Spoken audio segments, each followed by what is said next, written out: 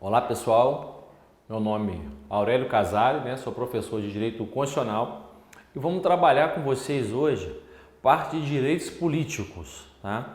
Tema muito importante e que cai bastante em concurso. Não é um tema fácil, tá? Mas eu também não acho um tema muito difícil. A questão é que tem muito detalhe a ser trabalhado. Quando você pega na Constituição, artigo 14, com alguns parágrafos, o artigo 15 e o artigo 16. Só isso sobre direitos políticos. Tem o 17, que é parte dos políticos, mas é simples leitura, nenhuma exigência assim muito grande quanto aos partidos políticos. Tem lá no direito eleitoral, mas aqui para o direito constitucional não. Mas aqui na nossa parte dos direitos políticos, muita coisa é interessante. Tá? Alguns conceitos básicos que eu vou passar para vocês, não tem como, a gente tem que começar do raso e depois a gente vai verticalizando, a gente vai aprofundando. Então, quem já me conhece, quem já assistiu alguma aula minha e já sabe o esquema aqui do Pulo do Gato, nós vamos direcionar vocês para acertar as questões. Então eu espero, meu objetivo é que você gabarite a parte de direito constitucional e nós juntos temos condições para tanto, correto? Então vamos começar aqui a trabalhar sobre os direitos políticos, que aí, meus amigos, sempre falo isso, ler a Constituição. Não adianta você ficar só acompanhando a aula do professor. Tá? Não gostou da minha aula, não gostou da aula de outro professor, mas você tem que ler o texto constitucional. Não adianta. Sem ele, não vai adiantar você fazer prova. Tá? Questões também são importantes. Então vamos começar a trabalhar sobre direitos políticos, conceitos importantes aqui dentro dos direitos políticos, que podem ser cobrados e ainda que não forem cobrados diretamente, é importante você saber. O nosso sufrágio, que é universal, então, ele é o direito de votar e de ser votado. Então, o nosso é universal. Uma vez preenchidos os requisitos, você tem condição de votar, e você tem condição de ser votado. Nós vamos ver quais são esses requisitos. O voto é o exercício desse direito. Lembrando que o voto, no nosso país, ele é obrigatório. Mas ele pode deixar de ser obrigatório? Ele pode deixar de ser obrigatório. O próprio artigo 60, parágrafo 4º, para quem já estudou, mesmo quem não estudou, está iniciando ainda no curso, deve lembrar que o voto ele não pode deixar de ser secreto, universal, periódico, direto, mas obrigatório ele pode deixar de ser. Tá? Então esse é um ponto importante aí para você lembrar sobre o voto. Não vai cobrar, é o exercício desse direito, mas ele é obrigatório? É. Pode deixar de ser? Pode. Pode deixar de ser secreto? Não vai poder. Pode deixar de ser direto? Não vai poder. Tá? Então são questões importantes sobre o voto aí. A capacidade eleitoral ativa. Capacidade para votar. Capacidade eleitoral passiva. Capacidade para ser votado. Cuidado aqui. São tópicos importantes. Alguém pode ter a capacidade eleitoral ativa e pode não ter a passiva. Na aula vocês vão perceber isso. Tá? Então, não necessariamente eu tenho ativa, eu terei também a passiva. Então, um exemplo, eu, Aurélio, tenho 16 anos de idade, tá? E aí fui na Justiça Eleitoral, e aqui eu tenho uma questão importante já para vocês. Fui na Justiça Eleitoral, fui lá, tenho agora o meu título de eleitor. Tá? Eu tenho capacidade para votar, eu tenho capacidade eleitoral ativa, mas eu não tenho capacidade eleitoral passiva, eu não posso ser votado. Porque a idade mínima para alguém poder ser votado é 18 anos de idade, que é para o cargo de vereador. Então, olha que curioso, eu não tenho a idade para ser votado.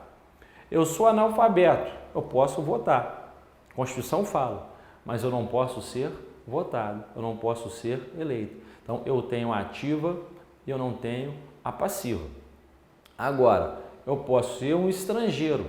Estrangeiro, eu posso votar e ser votado? Não, aqui eu não tenho nem a ativa e nem a passiva. Olha que curioso isso daqui. E aí uma pegadinha, né? Mesmo que não tenha no seu edital. Se tiver, é certo que podem cobrar. Mesmo que não tiver no seu edital, você tem que tomar cuidado, tá? O português equiparado a brasileiro com direitos políticos, né? O quase nacional que a gente denomina, ele pode votar. Ele tem capacidade eleitoral ativa. Por quê? Ora, ele é um quase nacional, ele tem direitos de brasileiro naturalizado. Então toma cuidado. Se vier tão somente o português é estrangeiro, ele não tem nem a ativa nem a passiva. Mas o português equiparado com direitos políticos, ele poderá votar. Correto? Guardem essas informações que elas são importantes. O militar também está no nosso material, nós vamos explicar. Mas o militar vai ter tanto a capacidade eleitoral ativa e a passiva. Vai depender do momento dele ali, se ele vai ter que se afastar da função ou se ele não vai ter que se afastar da função. Mas nós vamos ver isso ainda na aula de hoje. Aqui é só uma introdução, o que é ativa e o que é passiva. Correto? Mais uma situação importante. A capacidade eleitoral ativa se confunde com o conceito de cidadão. Então, você é cidadão, você é aquela pessoa que tem a capacidade eleitoral ativa, que está no gozo dos direitos políticos. Cidadão não é aquela pessoa que tem a capacidade eleitoral ativa e passiva, é tão somente a ativa. E isso é muito importante, principalmente para quem estuda os remédios constitucionais lá na ação popular. Não confunda isso, não esqueça isso, tá? Vamos continuar caminhando aqui com a nossa parte introdutória conceitual. Plebiscito, meus amigos. Plebiscito ele é convocado com anterioridade a ato legislativo ou administrativo, cabendo ao povo, pelo voto, aprovar ou denegar o que lhe tenha sido submetido. Palavra-chave, anterioridade. Referendo. O referendo é convocado com posterioridade a ato legislativo ou administrativo, cumprindo ao povo a respectiva ratificação ou rejeição. Observa, gente, que eu tirei o conceito técnico da Lei 9.709 de 98, que trata sobre plebiscito e referendo. O que você tem que lembrar aqui para facilitar a sua vida, né? Para quem já está num estudo mais avançado não tem problema, mas quem está iniciando, tendo contato, anterioridade, plebiscito, lembra prévio, plebiscito ele é prévio, ele é anterior, referendo ele é posterior. Então lembre disso, são pequenos detalhes, mas fazem a diferença lá na sua aprovação, tá? Um detalhe que eu quero que vocês saibam aqui também. O referendo é uma consulta popular posterior ao ato já editado, cujo resultado, né, desse referendo ele pode ratificar ou rejeitar, confirmar o ato, né, ou retirar a eficácia daquele ato. A gente não concorda com aquele ato. Então, o ato já existe, a gente vai se manifestar sobre aquele ato. No plebiscito, o ato não existe. Nós vamos deliberar, né, a população vai votar se acha interessante ou não termos aquele ato. Cuidado, como regra geral, o plebiscito ele não vai vincular. Nós temos situações específicas onde o plebiscito pode vincular, como temos situações específicas como ele não pode, quando ele não pode vincular. Então, para agora, para este momento aqui, eu quero que você lembre que o plebiscito é prévio, o referendo é posterior, que o plebiscito pode vincular ou não. Ele não é sempre vinculado. Isso é um ponto importante, tá? Então, continuando aqui nossas questões sobre direitos políticos. O artigo 14, no parágrafo 1º, traz algumas informações. Agora a gente já entra na Constituição. Olha só, galera, o alistamento eleitoral e o voto são, tem uma questãozinha boa aqui, obrigatório, para quem? Para o maior de 18 anos. Ou se cobrar isso, qualquer um vai acertar. Facultativo para quem? Para analfabeto, fácil, para o maior de 70, não é maior de 60. Cuidado, para quem é idoso, né? Idoso é 60 anos, mas aqui o voto vai ser facultativo para quem é maior de 70. E também é facultativo para os maiores de 16 e menores de 18 anos. Aurélio, decoreba? Sim, no primeiro momento decoreba, apesar que vários aqui são fáceis. Qual é o detalhe que eu indago para vocês? O alistamento eleitoral e o voto são facultativos. Tá? Então, imagine a seguinte questão. A pessoa tem 16 anos de idade e se alistou, fez o alistamento eleitoral, que para ela é facultativo. Tá? E este ano tem eleição. Ela é obrigada a votar só porque ela tem o título de eleitor? Não, olha só. O alistamento eleitoral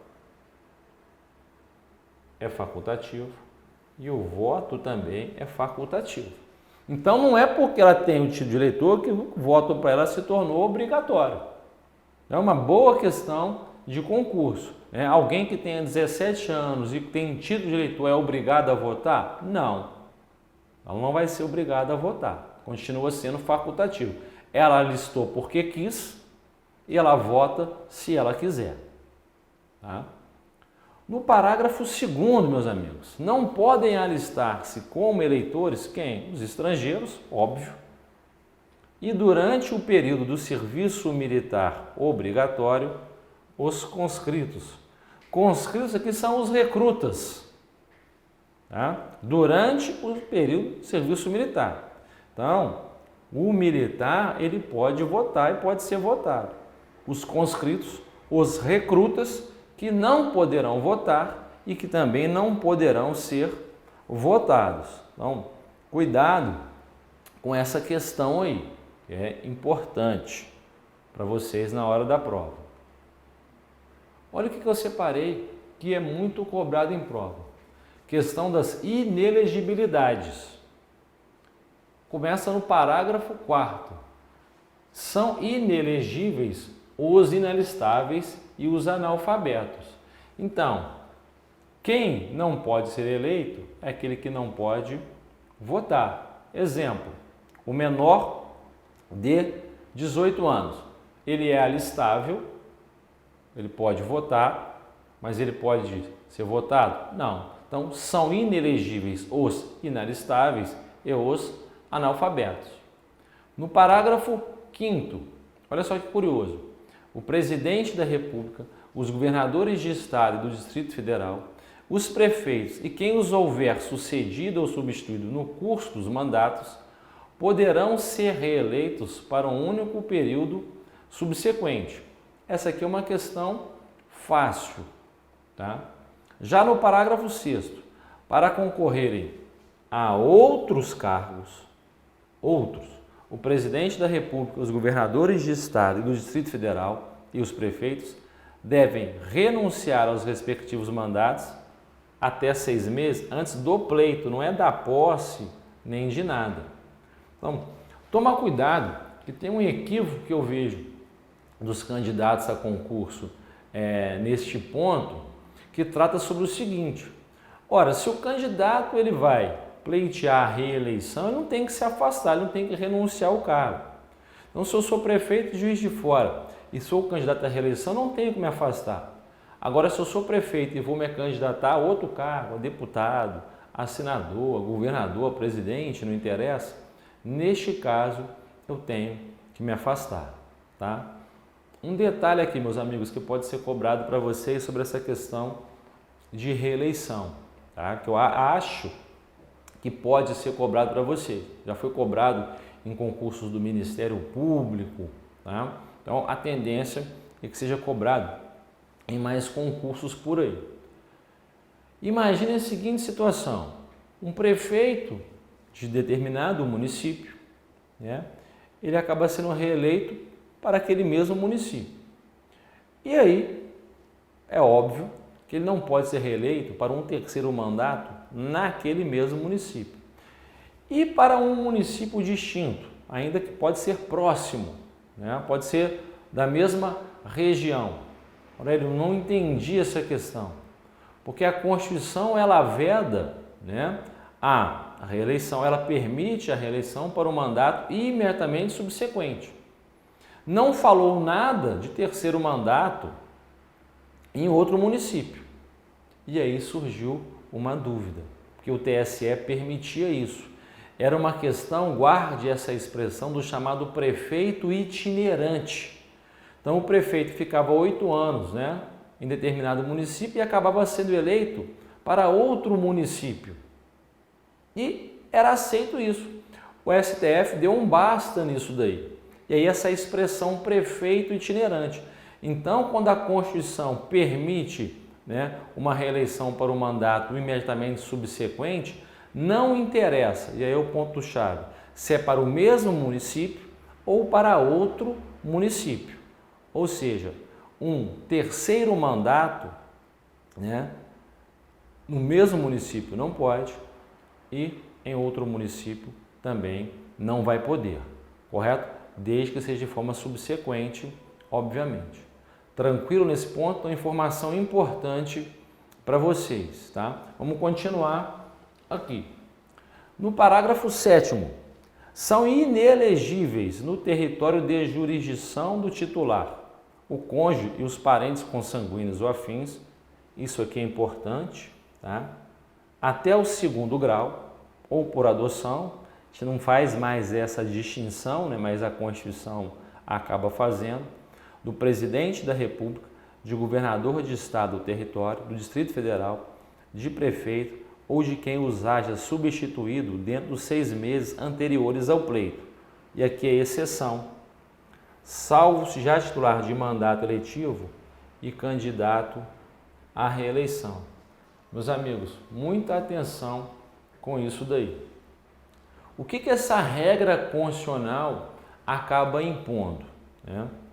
E eu vou explicar, eu peço sempre para os meus alunos, para os candidatos a concurso público, quando estiverem estudando a matéria, gente, prestarem atenção na regra e depois analisar a exceção.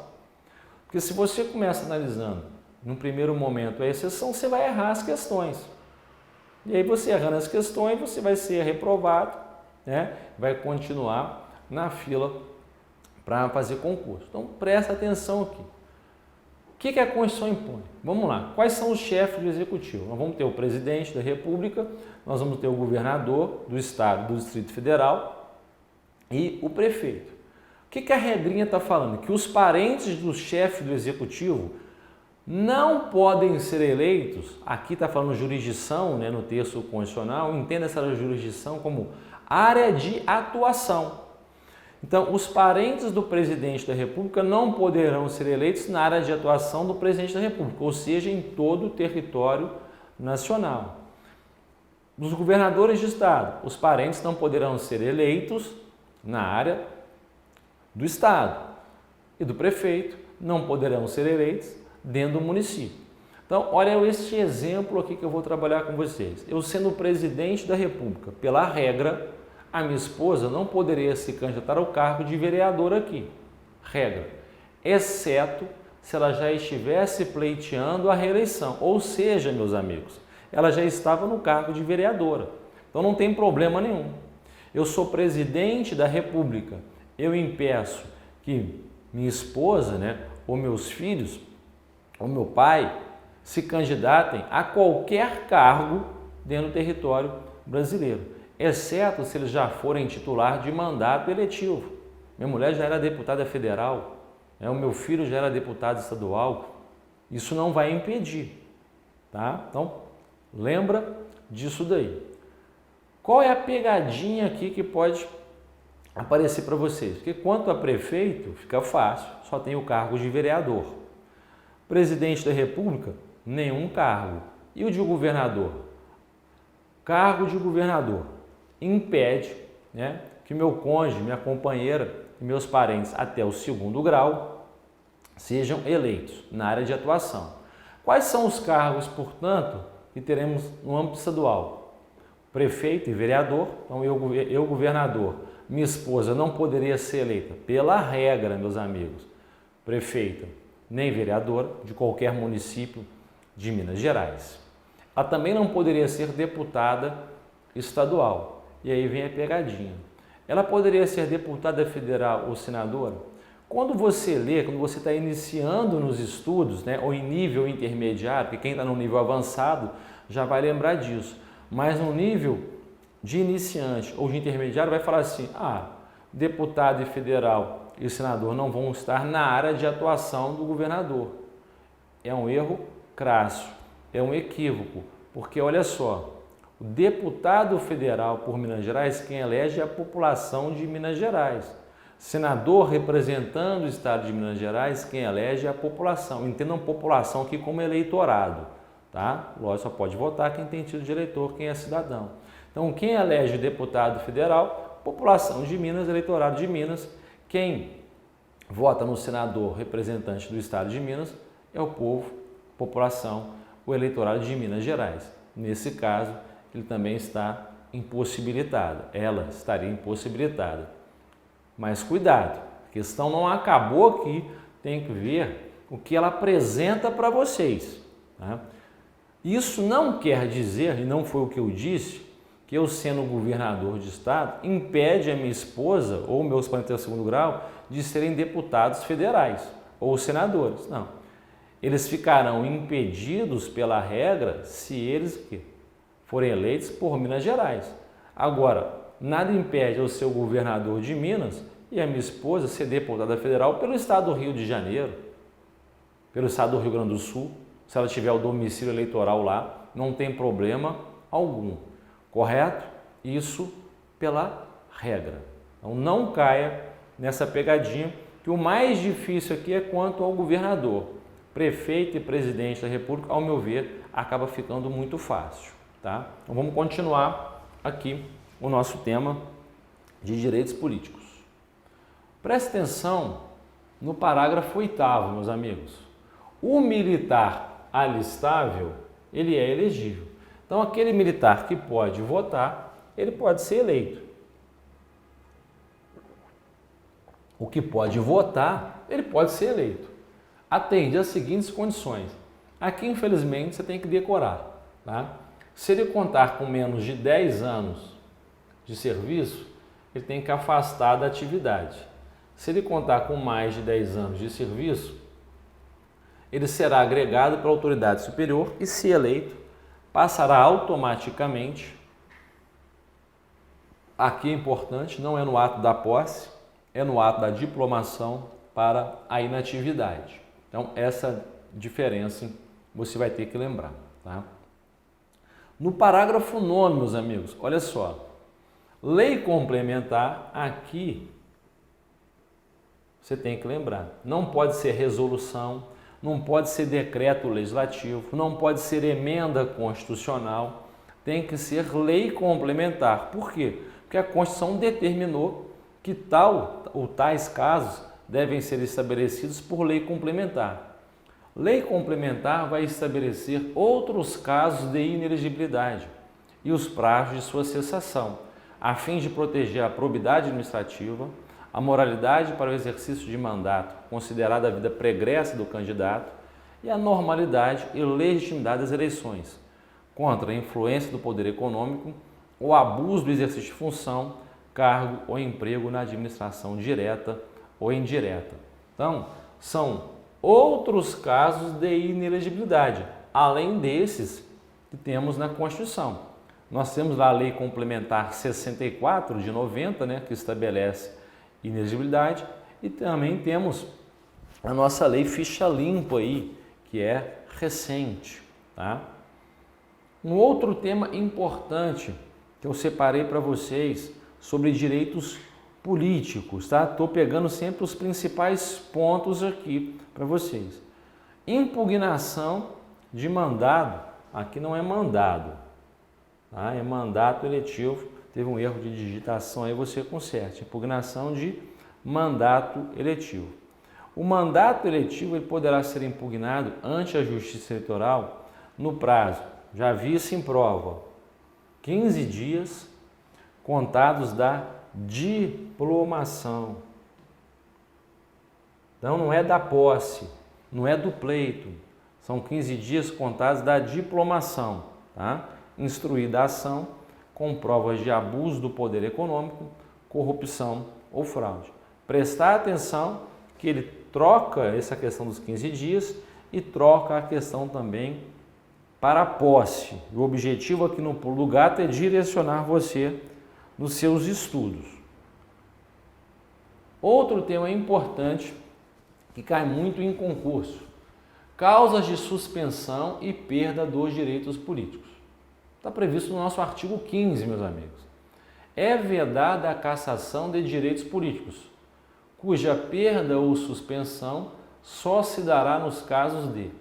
E aí ele elencou para a gente 5 incisos. Nós vamos ver se é perda, nós vamos ver que é com suspensão, apesar de ocorrer divergência na doutrina, tá? Mas eu vou colocar aqui o posicionamento majoritário.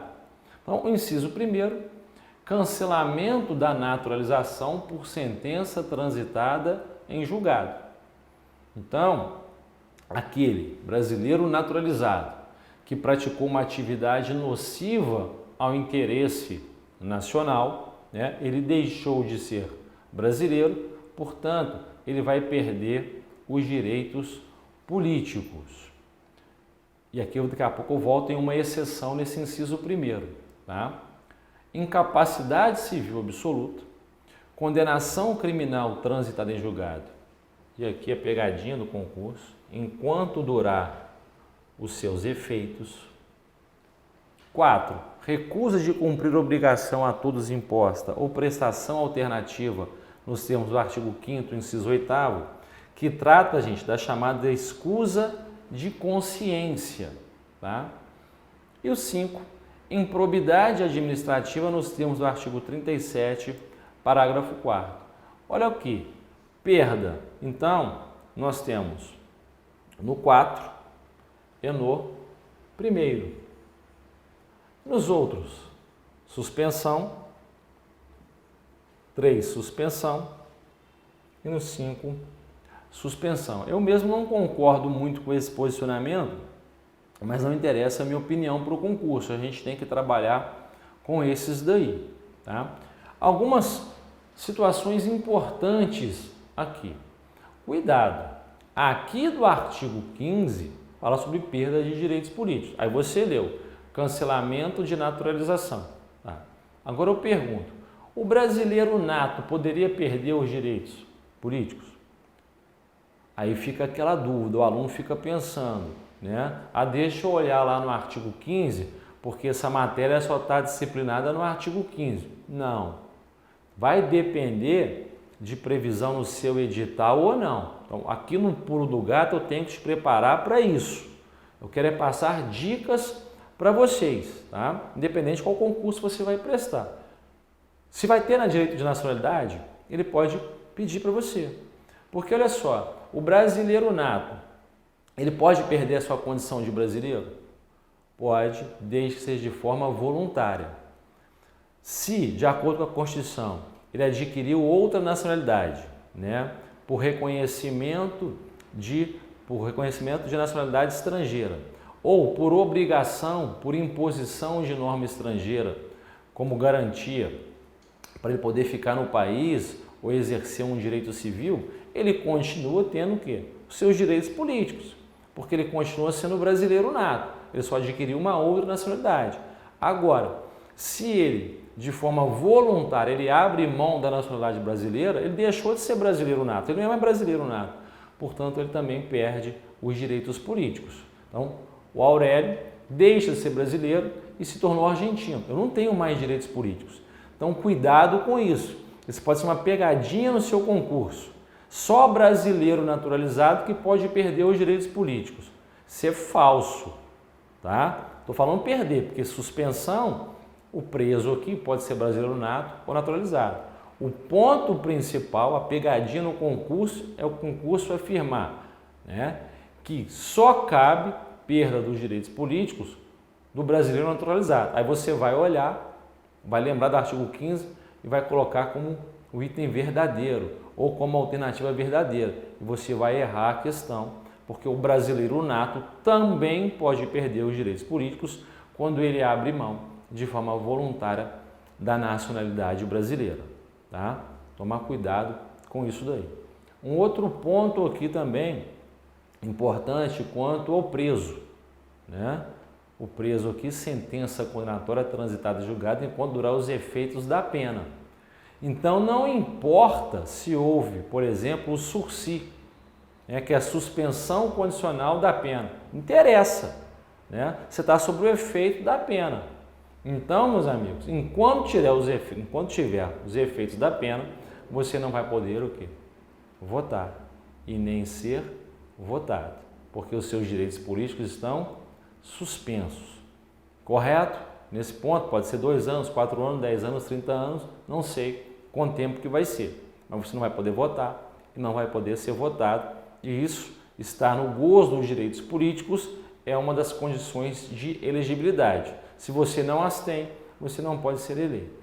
Tá? Então esses são os pontos principais sobre perda ou suspensão dos direitos políticos aqui. Um outro tema que a gente finaliza é sobre o artigo 16, leitura obrigatória.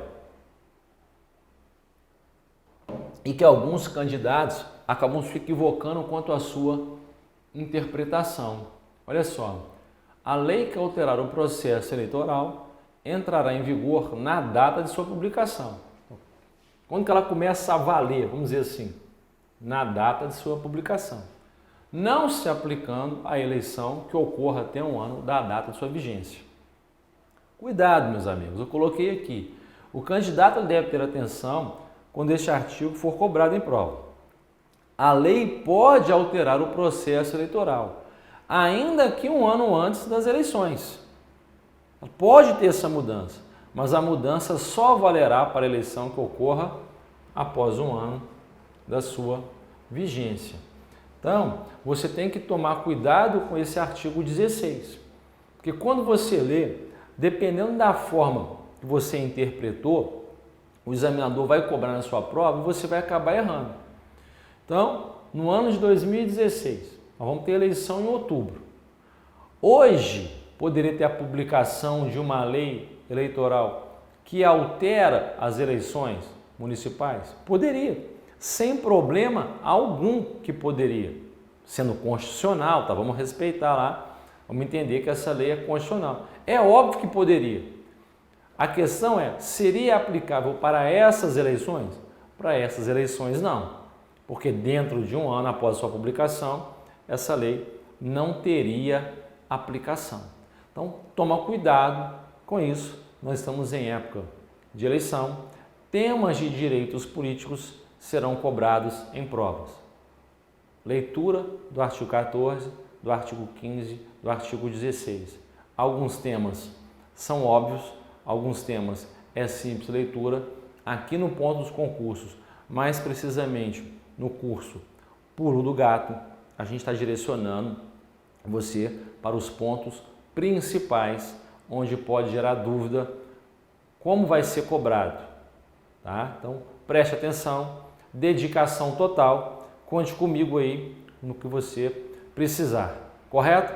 Pode me procurar no Facebook, Aurélio Casale de Moraes, no Instagram, Aurélio Casale D, tá? Eu também está lá no Periscope, professor, professor MCA, vez ou outra, estou postando dicas de concursos para vocês, correto, meus amigos? Estamos abertos a críticas, sugestões, e até uma próxima. Um abraço para vocês.